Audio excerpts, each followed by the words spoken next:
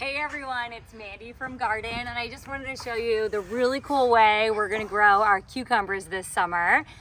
So what I did was I built this teepee structure and then I planted the cucumbers at the base.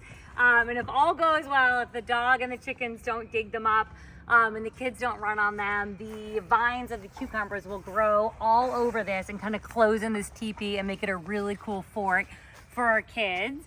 It took like literally no time to build. I just grabbed a couple of our old 8-foot bamboo poles that we have literally lying around the yard. I lashed them together with I think 4 zip ties up at the top there. I've never done it before. It was super simple.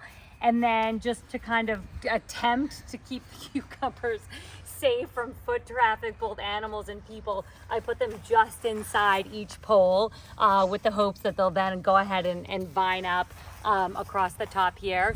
And then really cool, we've been building up this soil over the last couple years that we've lived at this property. So we just dug a hole and the soil was rich enough that we think the cucumbers will do just fine.